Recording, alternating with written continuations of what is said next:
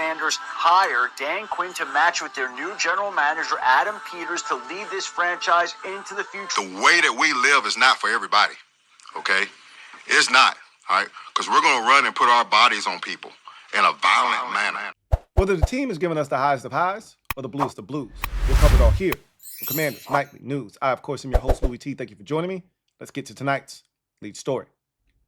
So this year, the regular season brought us a lot of milestones, firsts, a lot of streaks and things being snapped and broken.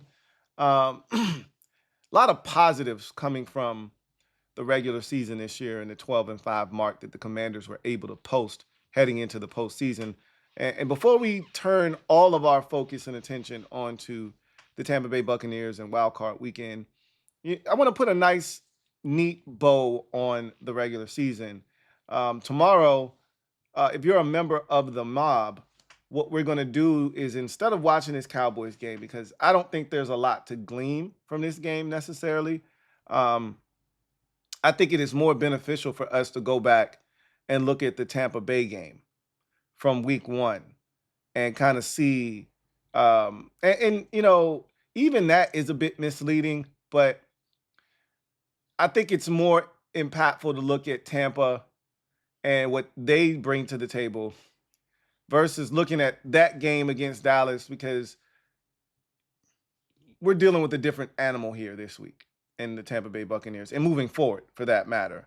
And so it's probably better to look at the Tampa Bay Buccaneers versus the Saints. Honestly, they were playing for their playoff lives in that game, and it was family business. We played that same Saints team, so there's an apples to apples comparison there. We didn't play them that long ago, about a month ago, so we struggled with them just like they did as well. And we saw Spencer Rattler just like they did. So I think that might be the more interesting thing to take a look at. I'm still trying to decide if I want to just go back to week 1 and look at the last time we played against them. So much has changed since then. They don't have the guy that really killed us in that game outside of Mike Evans, of course. Chris Godwin, right? He was the third down slot machine in that game. We couldn't stop him. We had no answers for him. He's not available. So that changes things for them. We're a totally different team offensively. Obviously, that was week 1. Jaden's growth since then. The offense has evolved since then. So many things have changed since that first game. So I don't even know if going back and looking at that game is a good barometer. Now, I think some of the things Tampa Bay might have done in that first game defensively may still hold true, and that they may try to see if some of those things may work still. But I think it's more apt to kind of see where the Bucs are now versus where they were back in week 1. Same can be said for us, right? But anyway, we'll do that tomorrow, whatever, you know, I decide to do, which I think I'm leaning more towards looking at the Bucs and where they are now versus looking at where they were at the beginning of the season, because again, both teams are vastly different than what they were in week 1. But you know, sticking with the theme of wanting to put a nice, neat bow on the regular season, I want to take a look at some numbers for the Commanders. This was, in many ways, a historic season for them. But, you know, they didn't break every single record, but they broke a lot of records, including Jaden Daniels himself. And a lot of firsts since 1991, a lot of firsts since, you know, 2012 or, you know, 99 or 2005 or 2016. I think what gets lost in that 2016 season for a lot of us, because we didn't make the playoffs, is just how prolific that offense was. That is probably the most dynamic offense we've seen here in Washington since 91, dare I say 91. I mean, 15 was cool, but 16 was an animal onto itself.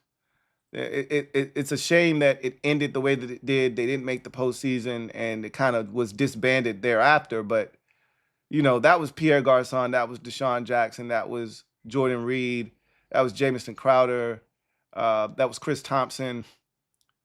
And we had no run game and yet you couldn't stop that passing attack. It was, I think a lot of people forget about that season because of how it ended. But anyway, I digress. Let's take a look at some of these numbers from the Commanders in this past regular season. So Washington finished the season 5-3 on the road, the best road record in a single season since 2012. You're going to hear a lot of that since 2012, since 2016, since 91. You're going to hear a lot of that. Washington finished the season 9-3 versus NFC opponents, their best record against NFC foes in a single season since 2005. Again, a lot of these things you're going to hear are seasons when we were successful, when we made the playoffs, right? Go figure. 9-3 is a hell of a mark inside the conference, by the way. Like, if you want to be one of the best teams in your conference, you got to beat the teams in your conference. Makes sense, right? We did that very effectively this season. Washington finished the season 4-2 against NFC opponents on the road, their best mark since 2012. That was probably one of the most impressive things about what we were able to accomplish this year is how well we were able to fare on the road, especially early in the season. At Cincinnati was a big one, obviously. It changed the whole trajectory of this season. But even the following week at Arizona, which we felt like that 2-game stretch was going to be really tough on us, for us to go to Cincinnati on a Monday night and do what we did and then follow that up with an explosion of 41 points against, or 42 points against the Arizona Cardinals, said a lot about this team and their ability to get it done on the road. With the win, Washington secured at least one win over Dallas, Philadelphia, and New York this season. It's the first time they secure wins over all 3 divisional opponents since 2015. That is disgusting. But again, it just speaks to where we have been in our process. I don't love it, but I'm glad that that's over with now. You're talking about going on almost a decade since we had beaten every single team in our division at least once in the same season. That's ridiculous. But again, a lot of firsts, a lot of milestones, a lot of snaps of streaks and things of that nature. So I'm glad that's one that we can put in the rear view mirror now. Washington won their first game against Dallas's Week 18 of the 2022 season. That was the Sam Howell game, if you recall. Cowboys were going to the playoffs. We were going home. And that prompted Sam Howell to get the opportunity to start in 2023. And our first road victory against Dallas since the Thanksgiving Day game in 2020. That was the 41-17 outburst we had against them. The 21 straight points we scored in the fourth quarter. That was one of our, finer moments in this Cowboys series of late. So it was fun to finally knock them off on the road, even though I still don't feel like we got our get back yet. Like, I really want to destroy Dallas. And again, this is an off-season conversation, but I think we have a Dallas problem on our hands. But that's an off-season conversation. Washington didn't allow a touchdown in the first half. It is the 7th game this season where Washington didn't allow the opponent to score a touchdown in the first half, most in a single season since 2007 when they had 8. So for as maligned as this defense has been this season, this defense has done some really good things. Obviously, finishing top 5 in pass defense, finishing, I think, top 12 in overall defense this season, despite being one of the worst rush defenses in football this year. And despite not taking it away, and despite having started the season out as historically one of the worst third down defenses to finish with a sub 40%, third down conversion rate for this defense is amazing. And we can talk about all the things that this defense is not, but we knew we were at a deficit because of the lack of talent that we were going to put on the field on a weekly basis. And yet this defense, I think in many ways, has overachieved. And one of those things that kind of represents that is not allowing a first half touchdown. In past years, it felt impossible for us to not only, we would give up a touchdown in the first quarter. Remember, we had a streak where if you won the toss and you got the football, which we won the toss a ton this year, you were scoring on your opening possession. We couldn't even get a stop on the opening possession, let alone the entire first half. So, and I know we've played a lot of bad teams, and that's what you do to bad teams. You know, we did that to Cleveland. We did that to Carolina. We did that to Tennessee, right? All bad teams. But we also did it to Philadelphia, right? We also did that to the Giants. Again, another bad team, I'm aware. But, you know, this defense at times looked formidable, did it against the Saints. This defense looked formidable at times this season. And again, you never know which defense is going to show up. That's been my biggest issue with this defense is I can't put a finger on what defense is going to show up. Just when you think you've got them figured out, oh, we suck, they go out and they pitch a damn near shutout, you know, for 3 quarters against Philadelphia. And you're like, wait a minute, what is this right here? And then in the fourth quarter, they usually implode. Here of late, the fourth quarter defense has actually been, and the second half defense in particular, has actually been our saving grace. So you really don't know what's going to happen with this defense when it's all said and done. But that is a very astonishing for me statistic from a fan standpoint when I've watched this team not even be able to get a stop on the opening possession, let alone the entire first half.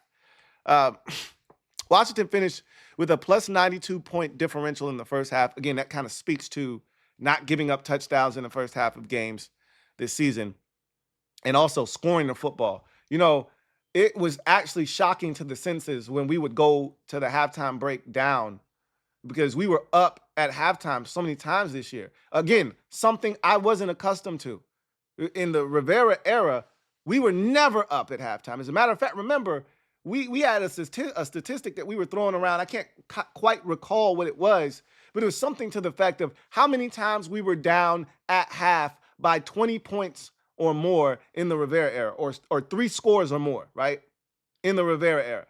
And it was something like 13 times or some ridiculous amount of, you know, games where we were down 3 scores or more at half. I mean, it was just insane. Like, I can't even fathom that. That doesn't even make any sense, but that's who we were. And so to have that flipped on its head this year and to see us be as effective as we were at halftime of games, I mean, we were up big against well, not big, but we were up 8 against the Bengals, 21-13 at halftime. And then we got the ball to start the second half, scored again, and went up 28-13. And I'm like losing my mind, like, oh my God, I can't believe we're up 15 on the Cincinnati Bengals in Cincinnati on a Monday night. This is crazy.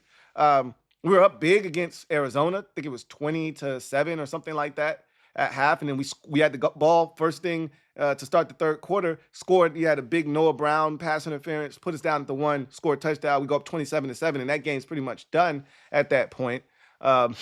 We were up big against Cleveland, obviously. We were up 20-0 on Carolina in that ball game. And so we had our fair share of games where we've been up big at the halftime break. And we rarely trailed at halftime this season. It was almost a shock to the senses when we did trail, especially by double figures. We've only trailed by double figures twice at halftime. I don't think we trailed by double figures. Felt like it was 16-10 or something along those lines when we played Tampa in week 1 at halftime. But against Philadelphia, we trailed. Well, actually, we were only down 7. That was a 21-14 game at halftime.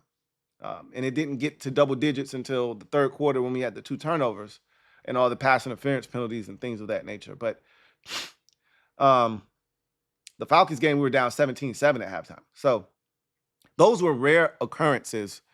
And that 92-point differential in the first half kind of speaks to that, right? The highest in a single season since 2007. It's also the 7th time since 2000 Washington has finished with a positive first half differential. Washington has made 34 field goals this season, tied for most in a single season in franchise history. With 2016, coincidentally enough, 2016 was the year where we missed some crucial field goals with Dustin Hopkins and missed the playoffs, including that chip shot over in London against the Cincinnati Bengals. But imagine if we would have had stability at the kicking position this season. We would have eclipsed that because we had so many scoring opportunities. You think about week 1, 2 kicks were missed there. You think about the Dallas game, some kicks were missed there. You think about the Ravens game, I think a kick or 2 was missed there. You think about the game with Zane Gonzalez. What was that? Was that the Steelers game? I can't remember what game it was where he missed a couple of kicks. So we've had our fair share of games where kicks have been missed. All you had to do is make 1 more and we would have set a franchise record there. But that just goes to show you how many times we had the ball in scoring position this season. Washington scored 485 points total this season and finished tied with the 1991 team for the second most points scored in a single season in franchise history. I assume that the record still belongs to the 1983 team, who at one point had the most points in NFL history until the Greatest Show on Turf broke that back in 99, I believe. So it says a lot that we were able to tie the second most points scored in franchise history with a rookie quarterback at that. Washington finished the season with 6,284 net yards, which ranked second all time in a single season in franchise history. They also passed the 1989 team and the 2012 team while doing so. So again, my guess is the 83 team, right? Once again, or the 82 team, one of the two. I think it was the 80. I would say it's the 83 team, or 82 team, the one that lost to the Raiders in the Super Bowl. So that would be 83. I would say it would be them. So I think that was the team where Theismann was the MVP and they were lighting the league up. So I would assume it's 83. Washington finished the season with 2,619 total rush yards, which ranks third all-time in a single season in franchise history. They passed the 85 team, who had 2,523. So it's amazing that we were able to do that despite finishing the season on a sour note running the football. Imagine if we would have continued at the pace that we were at prior to the bye. Who knows where we would have ended up in franchise history, but I digress. Washington finished the season with 8 non-divisional wins, their highest total since 1991. They had 8 in that season as well. So again, we took care of business not only in the conference, we took care of business not only in the division, but outside of it as well. That's how you get to 12 wins on the season, obviously. More numbers from this season. Washington totaled 2,343 punt yards this season. It's the least in a single season since 2016. Again, it just goes to show you how, effective we were in 2016. I don't think that team gets enough credit because, again, we did not make the playoffs, and how that season ended, that team never got the just due. But that was probably the most dynamic pass game that we've ever had in Washington. I would say since '83. Honestly speaking, that talent that was on that team, we haven't matched that offensive talent since. Chris Thompson, Deshaun Jackson, Pierre Garçon, Jordan Reed, Jamison Crowder. We haven't matched that level of talent with Kirk Cousins as the trigger man. We haven't matched that talent on offense. I'm hoping that we can exceed that over the next couple of years as Chef P continues to build this offense. But I think some of these numbers just bring that 2016 team into focus, right? They didn't punt either, Washington had 51 offensive drives of 60 yards 60 yards or more this season, the single most in a season since 2016. Once again, there's that 2016 season again, all right, where they had 52 that year. So we just were shy by one of tying the 2016 team. Washington totaled 380 first downs this season, the most in a single season in franchise history. I think that's more indicative of our lack of explosive plays. We didn't have a ton of explosive plays. A lot of our drives featured us having to matriculate the ball down the field, get a first down, then get another first down, go for it on fourth down, that sort of thing. So I want to see us be a little bit more explosive. Everything, I don't want to say was a struggle, but a lot of our drives are of the nickel and dime variety. 4 here, 3 here, 3rd and 3, convert. 6 on first down, 2 on second down, 3rd and 2, you get 1 yard, you go for it on 4th and 1, move the sticks, right? Get 3 on first down, get 3 on second down, 3rd and 4, get 5, move the sticks. That's how our drives feel a lot of times. So I'd like to see more explosive plays in the future, but again, that'll come with more talent being added to this roster. Um, Washington has won 5 games in a row to end the regular season, the most since 2012 when Washington ended their season on a 7-game win streak. I love the fact that we didn't have to have a 5-game win streak to backdoor our way into the playoffs. We were already 7-5 when the 5-game win streak hit, right? This wasn't a 3-6 team like it was in 2012, and the head coach is talking about evaluating players for next year, and then we get hot and win 7 straight to get to 10-6. This was a good team, as Bobby Wagner said, a great team that hit a rough patch, but they started out the season 7-2. So that was really positive to see. Great that we ended it on the note that we did. Now let's see if we can't take that, momentum and parlay it into more success in the postseason. Washington finished the season 4-2 against the NFC East, their best record against the division since 2020. No surprise there. In order to be in the divisional mix, you got to win games in the division. We talked about this earlier, that this is the first time we beat all 3 teams in the division in the same season since 2015, which is egregious. But I think this is the start of that taking place every single year now, right? Again, the only team that strikes fear in my heart right now is the Dallas Cowboys. Washington finished the season with Washington has had 2 separate win streaks of at least 4 games this season, the first time in franchise history since 1986.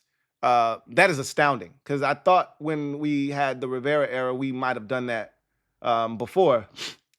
I know we had that one year where we started the season off, and I want to say it was 2022 when we beat the Eagles. Felt like we had 2 separate win streaks. We did, but they weren't of 4 games or more. I think it was 2 separate 3-game win streaks.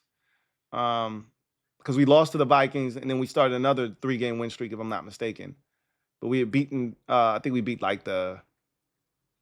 we beat the Packers, we had beat the Colts, and somebody else before that. And then maybe the Bears. I think it was the Bears, the Packers, and the Colts.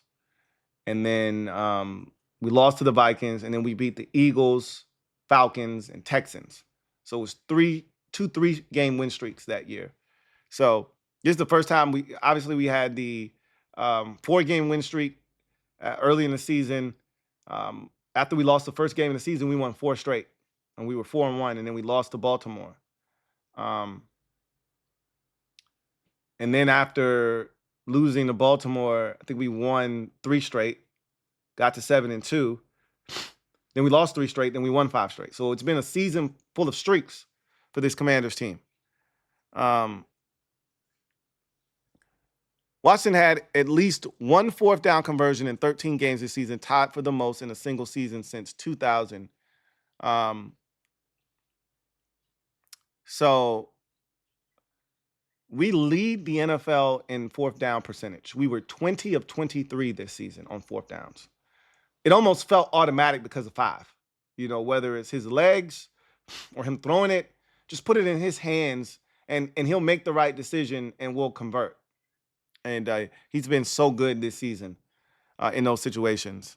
We just feel super confident going forward in 4th and short, right? Because of 5.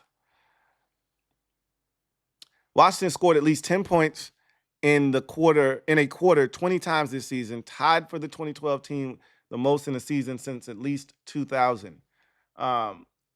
We've had some explosive quarters this season. Obviously, the Tennessee game comes to mind, 21 points in the very first frame to really put them out of their misery. We needed that in that game because, remember, we were reeling going into that game, losers of 3 straight.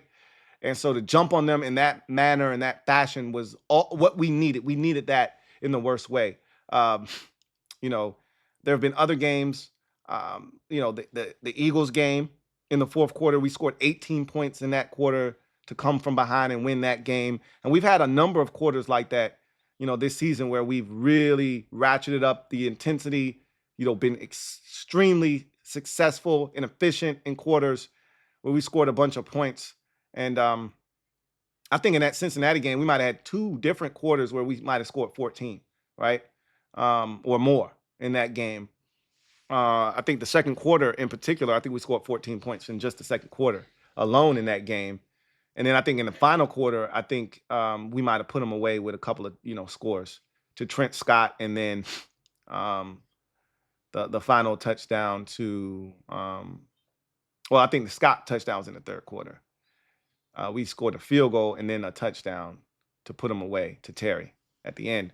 But we had a bunch of quarters where we scored 10 or more points. Obviously, the Arizona game, I think the third quarter we went off on the Cardinals in that quarter, or the fourth quarter, one of the two. Carolina game, we went off on them in the second quarter, and then I think again in the third quarter, and then we shut it down in the fourth quarter. We could have scored 50 or 60 in that game if we wanted to. So, yeah, we've had some explosive dynamic quarters this season for sure. It's Washington's first win when throwing for less than 160 net pass yards since Week 6 of 2023 versus Atlanta. I remember that game very vividly. Again, we got a Dallas problem. I'll just say that. Washington is 5-2, but it also speaks to what I talked about yesterday, which is we've found ways to win in a multitude of ways. There isn't a way that we haven't won a game this season, right? We've won the shootout. We've won it in a low-scoring affair where we had to pull it out late. We've done the mid-20s thing. We've done the overtime thing. We've done the come-from-behind thing now twice down double digits in the second half. We've done it all, right? And that's another example of an ugly win, but we found a way to get it done, right? Less than 160 pass yards, but we find a way to win the game. Washington is 5-2 this season when the quarterback rushes for at least 55 yards. That's a LeBron James stat right there. Some shit you make up to fit a narrative that you're trying to create. Look, our quarterbacks have been very effective. Mariota rushed for 56 yards. That's why the number is 55, right? Because Mariota rushed for 56 on Sunday. Had he rushed for 60, that number might have been 60 instead of 55, right? But in any event, our quarterbacks are a huge part of what we do on the ground. It's no secret. We know Jaden's legs have to be a part of our success. And if Mariota's in the game, same thing. Same thing. And then Washington accumulated at least 100 rush yards as a team in 14 games this season, tied for the second most in franchise history and the most since 2012 when we had 15. And again, not a coincidence that was the last time we had a mobile quarterback who was a part of the run game that really stressed the defense and made them have to make tough decisions. So it's not a surprise that the last time we had this many 100-yard rush efforts in a season was back in 2012 when Robert was setting the league ablaze with his legs, along with Alfred Morris. So just a number of things that Washington has done this season. And, I mean, we could keep going, to be honest with you. They've done so many things this year. Jaden himself has broken so many records. But it's just a testament to this team and their ability to be effective this year in multiple spots, doing different things and finding ways to win, which is the most important thing. The foundation has been set for a very, very bright future and potentially a deep run in the postseason this year, right? So let's go to in other news. I won't keep you here very long. I wanted to talk about the watch party once again. Going to be in Richmond at the City's Bar and Grill from roughly 8 to 2 in the morning. Now, again, doors were open at 6. So if you want to get there early, by all means, please. We'll be watching the Eagles game and kind of taking that in and seeing what the Eagles are doing against the Packers, as that's the game that precedes our game on Sunday night. So want you to join us, be a part of the fun. I know it's not the most ideal situation being that it's a Sunday, but guess what? You go to games all the time at the stadium that are on Sundays, right? So this is no different than that.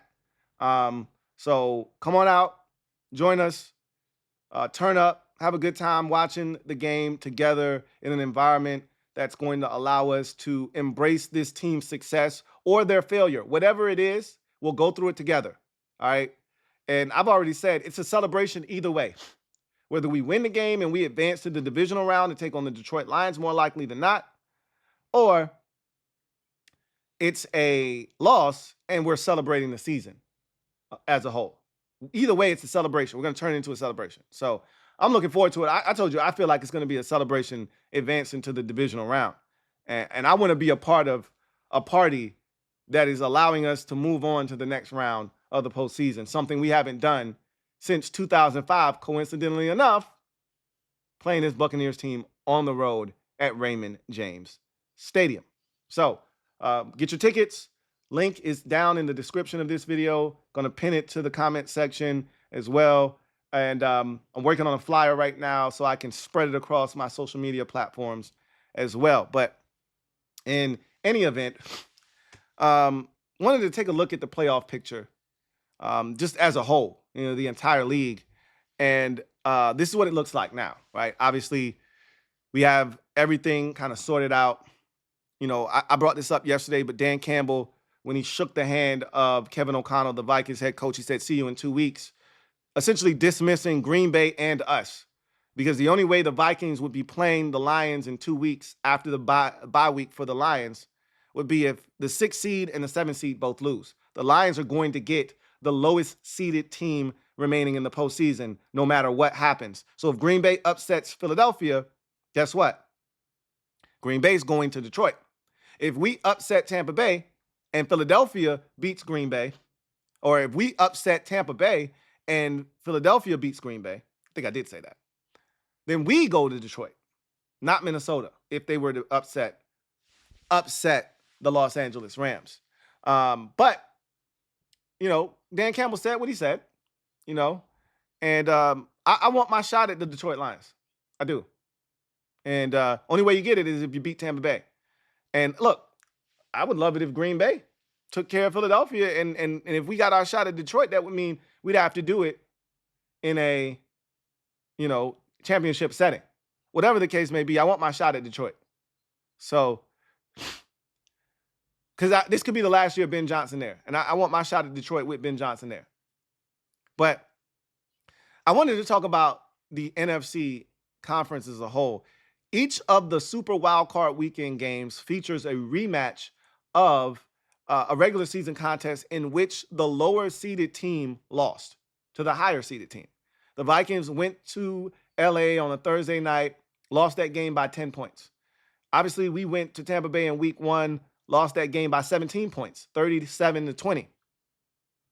And DQ said this yesterday, and I meant to bring this up, but you can tell there's an element of get back against Tampa Bay.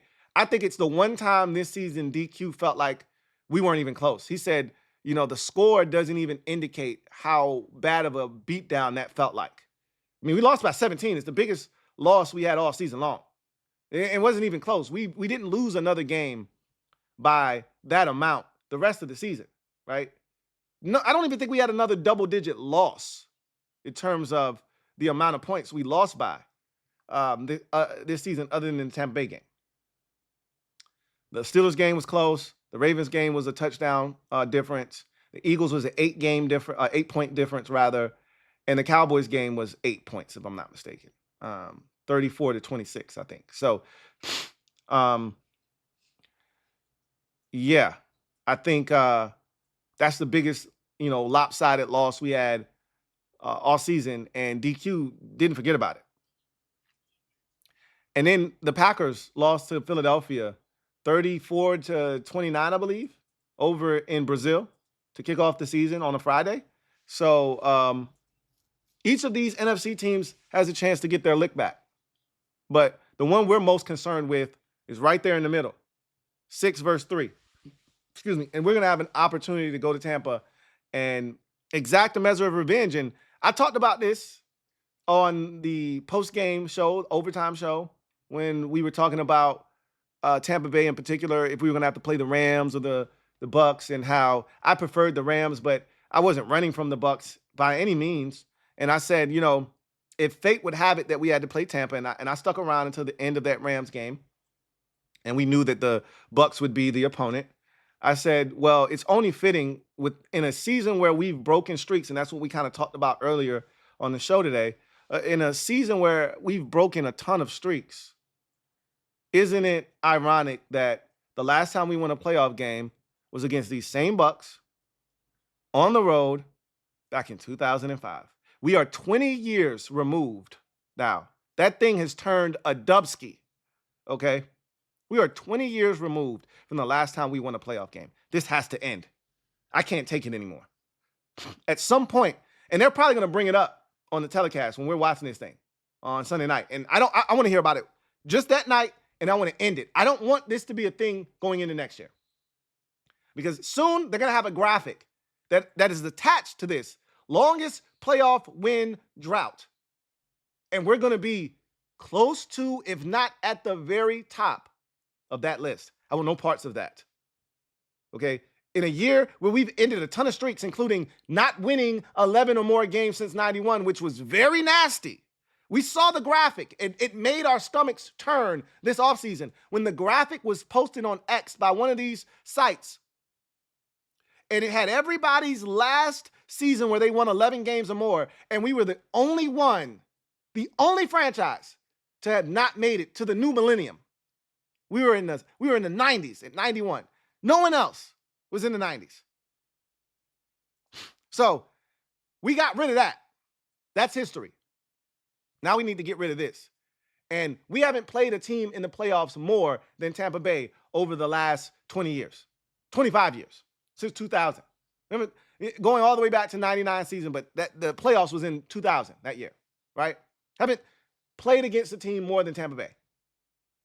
I still haven't forgiven the Buccaneers for beating us in that 2000 divisional round game. We should have been going to the NFC Championship game to take on the greatest show on turf, right? So they beat us in 99, that 2000 playoff game. They beat us we beat them in 05. Got a little get back there.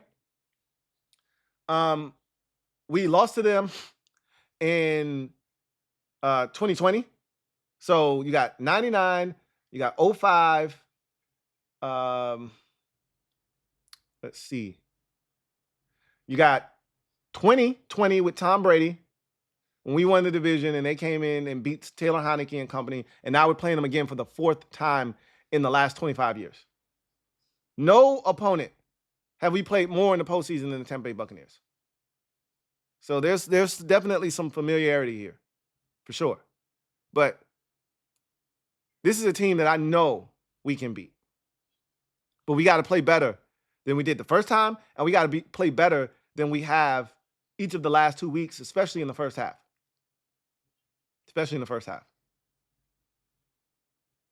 I've loved the way the team has responded each of the last 3 second halves, right? I've loved the way the team has responded in each of the last 3 second halves, but I hate the way the team has played in the first half of each of the last 3 games. I absolutely abhor it. Penalties, turnovers, missed opportunities, mistakes, you name it, we've done it in the first half of each of the last 3 games, and it cannot happen against Tampa Bay. You will not be fortunate to beat them if you do the things we did against Philadelphia with all those turnovers in the first half. And more in the second half, but we were able to overcome those. With all the penalties against Atlanta, that stunted drives and put us behind the 8 ball. And then, obviously, against Dallas, we just couldn't move the football. We couldn't block anybody.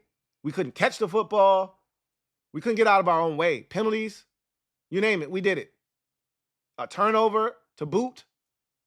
So, got to be cleaner in the first half. But we'll talk more about Tampa, obviously, as the week persists.